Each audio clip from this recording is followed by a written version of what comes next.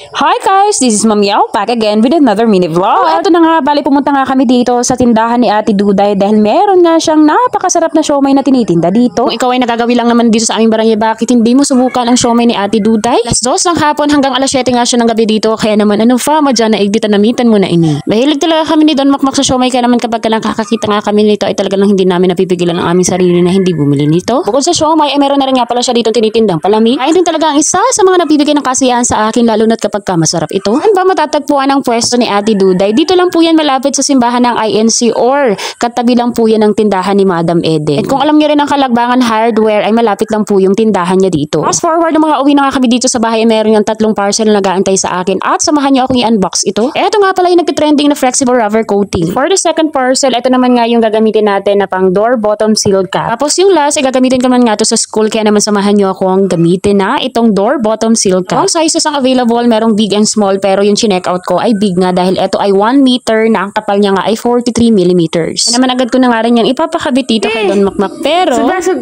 subasog nakabidyo yung kala.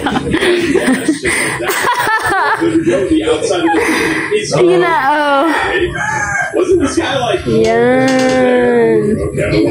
Ito nga pala yung awang dito sa aming pintuan, kaya naman natatakot talaga ako baka kasi may pumasok ditong ahas or kung ano-ano pa. Basahan lang talaga yung pinapangharang namin dito, kaya naman nung dumating na nga itong door bottom seal cap ay talaga namang pinakabit ko na nga rin talaga ito kay Don Makmak para nga masubukan namin kung gaano nga ito kaganda. Adhesive na nga pala ito mga mima, kaya hindi mo na nga po problemahin kung ano pa yung gagamitin mong pandikit dito. Papakita ko na nga muna sa inyo yung itsura niya bago ito idikit ni Don Makmak. Ayan o, self-adhesive na yan. Kung tatanungin nyo ako kung madikit siya, yes, napakadikit po nito at talaga namang legit na hindi basta-basta matatanggal. Kaya kung nababother ka sa gap dyan sa bottom ng pintuan mo, eto na yung solusyon dyan, mi. Madali nga lang itong install dahil ididikit mo na nga lang siya mga mima. Marami ring colors na available, merong gray, merong brown, and merong nga ding white. Napakamura nga lang ng self-adhesive seal gaff nito dahil may sukli pa ang 100 pesos mo. Ilalo na nga kapag umaalis kami ng bahay at talaga namang hindi namin ito naharangan, kaya talagang nababother ako. Kaya naman makakahinga-hinga na nga tayo ng konti dahil sa bottom seal gap na to, dahil hindi natin alam kung anong pwedeng pumasok dito sa pintuan na to. Ay sobra pa nga ng konti, kaya naman pinutan na nga rin ito ni Don Makmak yung dating pinto namin na malaki ang awang at nababother ako dahil baka may pumasok na